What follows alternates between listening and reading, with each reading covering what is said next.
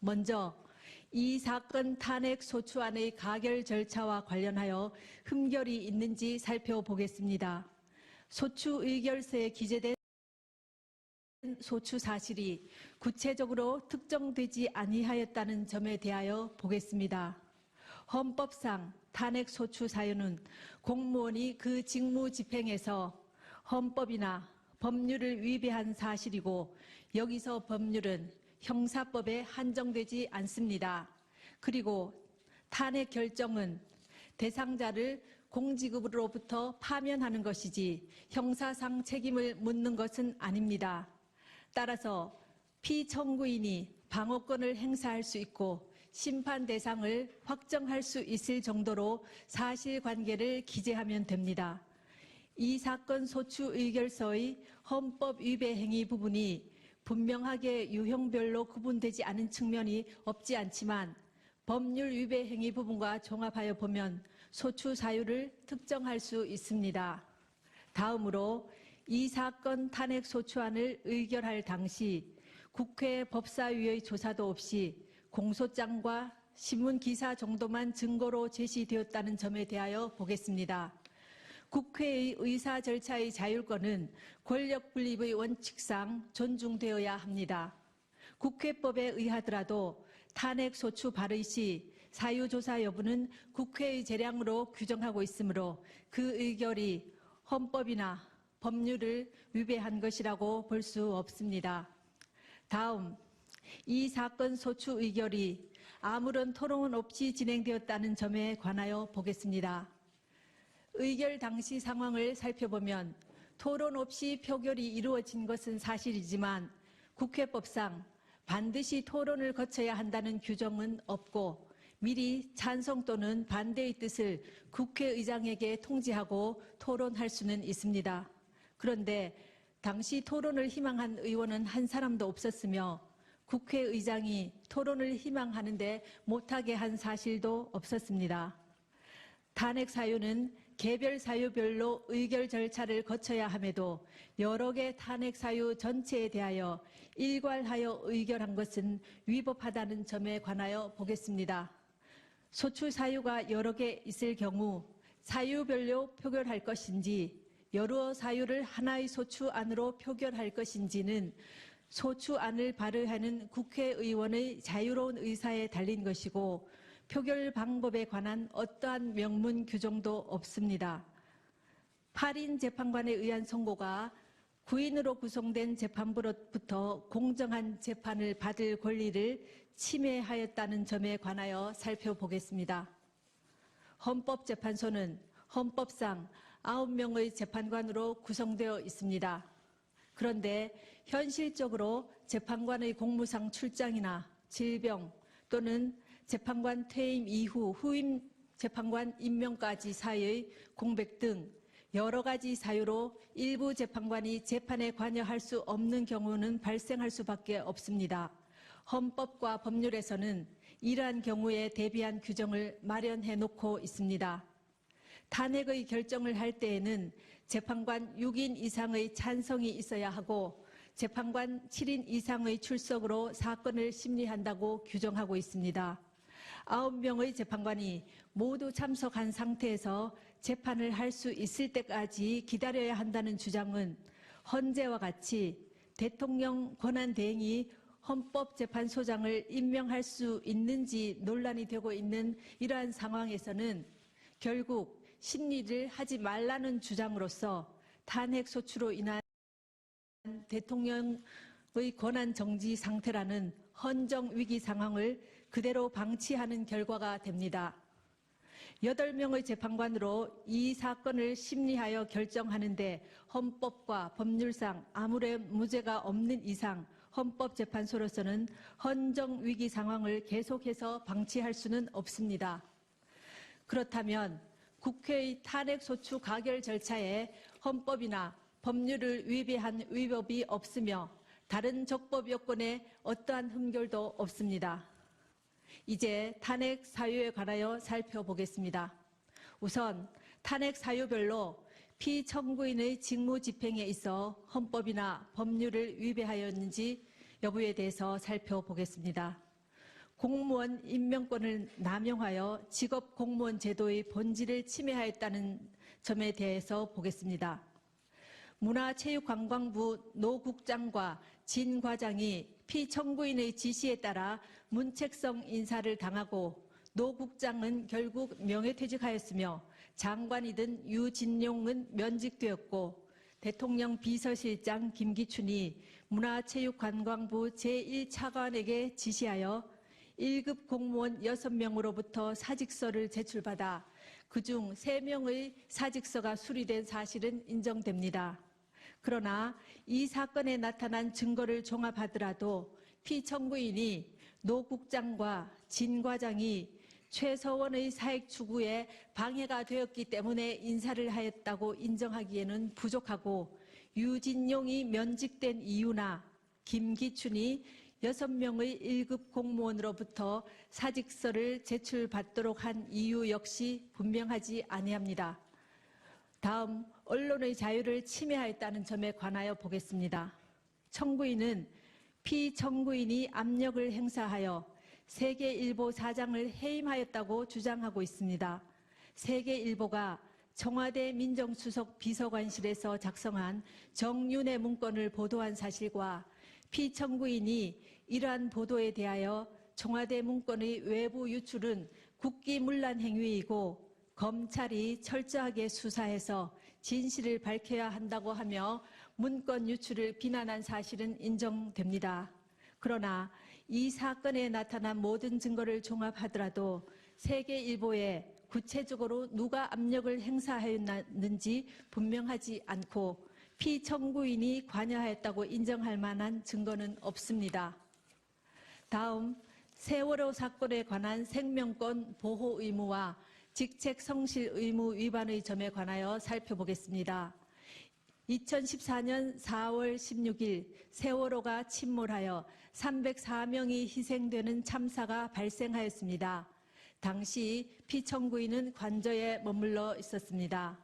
헌법은 국가는 개인이 가지는 불가침의 기본적 인권을 확인하고 이를 보장할 의무를 진다고 규정하고 있습니다. 세월호 침몰 사건은 모든 국민들에게 큰 충격과 고통을 안겨준 참사라는 점에서 어떠한 말로도 희생자들을 위로하기에는 부족할 것입니다.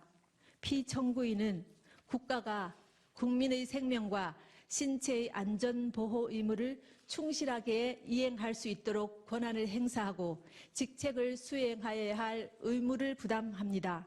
그러나 국민의 생명이 위협받는 재난 상황이 발생하였다고 하여 피청구인이 직접 구조활동에 참여하여야 하는 등 구체적이고 특정한 행위 의무까지 바로 발생한다고 보기는 어렵습니다. 또한 피청구인은 헌법상 대통령으로서의 직책을 성실히 수행할 의무를 부담하고 있습니다. 그런데 성실의 개념은 상대적이고 추상적이어서 성실한 직책 수행 의무와 같은 추상적 의무 규정의 위반을 이유로 탄핵 소추를 하는 것은 어려운 점이 있습니다. 헌법재판소는 이미 대통령의 성실한 직책 수행 의무는 규범적으로 그 이행이 관철될 수 없으므로 원칙적으로 사법적 판단의 대상이 될 수 없어 정치적 무능력이나 정책 결정상의 잘못 등 직책 수행의 성실성 여부는 그 자체로는 소추 사유가 될 수 없다고 하였습니다. 세월호 사고는 참혹하기 그지없으나 세월호 참사 당일 피청구인이 직책을 성실히 수행하였는지 여부는 탄핵 심판 절차의 판단 대상이 되지 아니한다고 할 것입니다. 지금부터는 피청구인의 최서원에 대한 국정 개입 허용과 권한 남용에 관하여 살펴보겠습니다. 피청구인에게 보고되는 서류는 대부분 부속 비서관 정호성이 피청구인에게 전달하였는데 정호성은 2013년 1월경부터 2016년 4월경까지 각종 인사자료, 국무회의 자료, 대통령 해외 순방 일정과 미국 국무부 장관 접견 자료 등 공무상 비밀을 담고 있는 문건을 최서원에게 전달하였습니다. 최서원은 그 문건을 보고 이에 관한 의견을 주거나 내용을 수정하기도 하였고 피청구인의 일정을 조정하는 등 직무 활동에 관여하기도 하였습니다.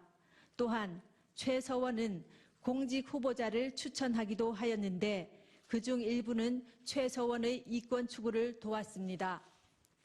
피청구인은 최서원으로부터 KD 코퍼레이션이라는 자동차 부품 회사의 대기업 납품을 부탁받고 안종범을 시켜 현대자동차 그룹의 거래를 부탁하였습니다.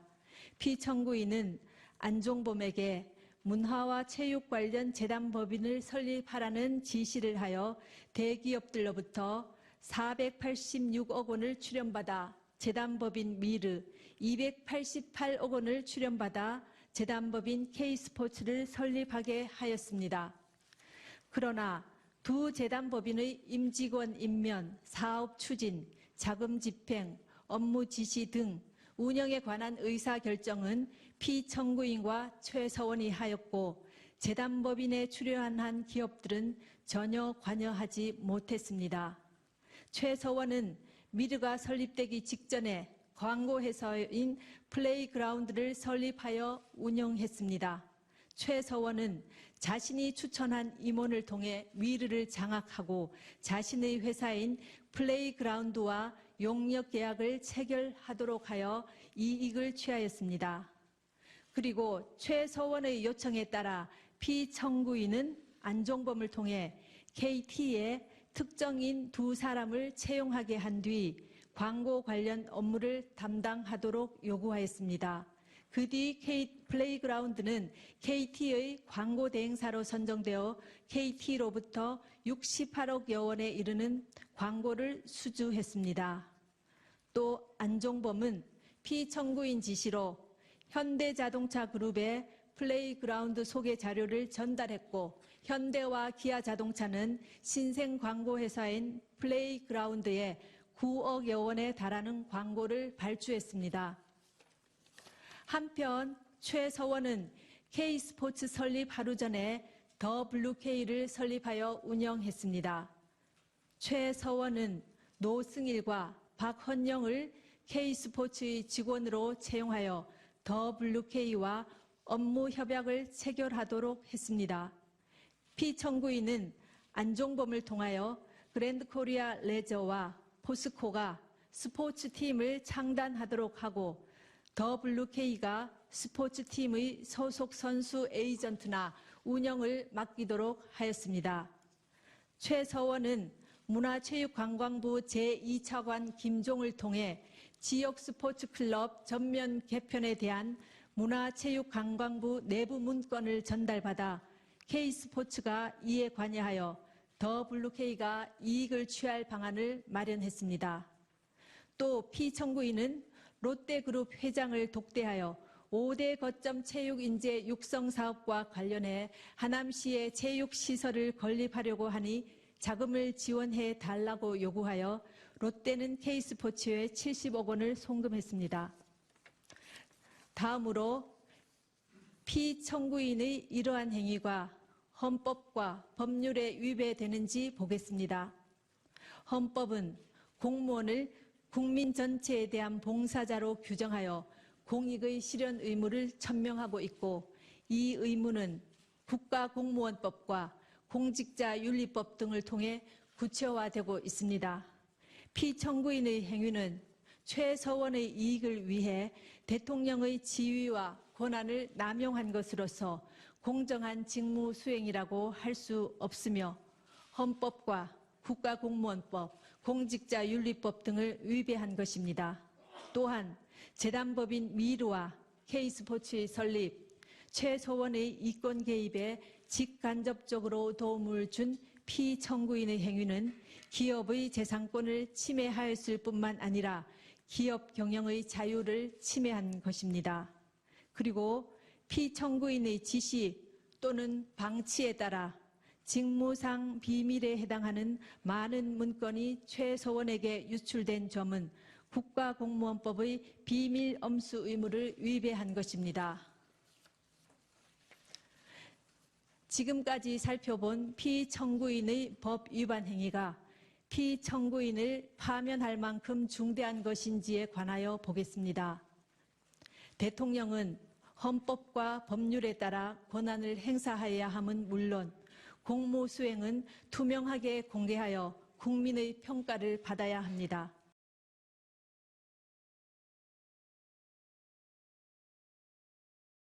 그런데 피청구인은 최서원의 국정 개입 사실을 철저히 숨겼고 그에 관한 의혹이 제기될 때마다 이를 부인하며 오히려 의혹 제기를 비난하였습니다.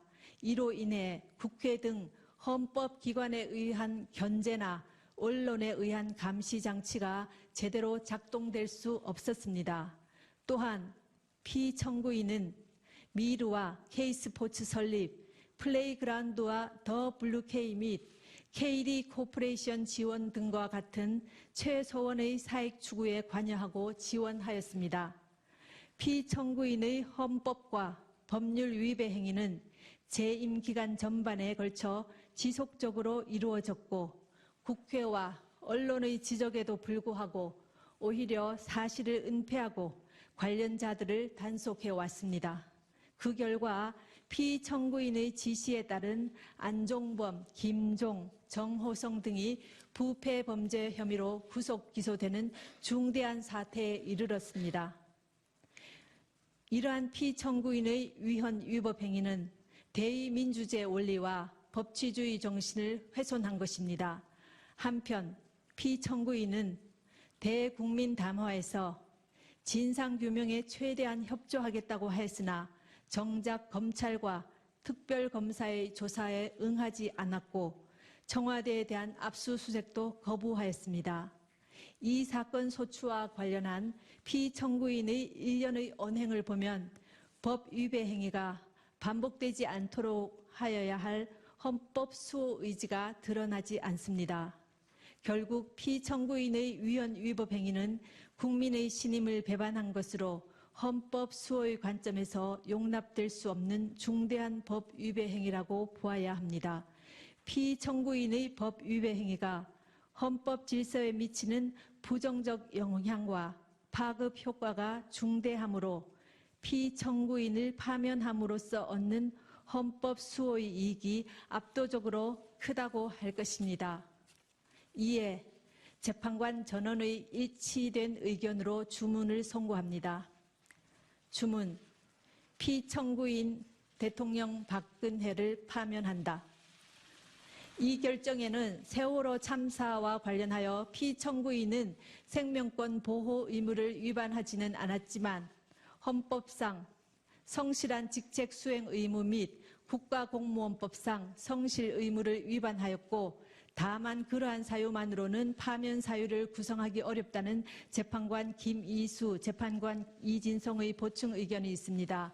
또한 이 사건 탄핵 심판은 보수와 진보라는 이념의 문제가 아니라 헌법 질서를 수호하는 문제로서 정치적 패습을 청산하기 위하여 파면 결정을 할 수밖에 없다는 재판관 안창호의 보충 의견이 있습니다. 이것으로 선고를 모두 마칩니다.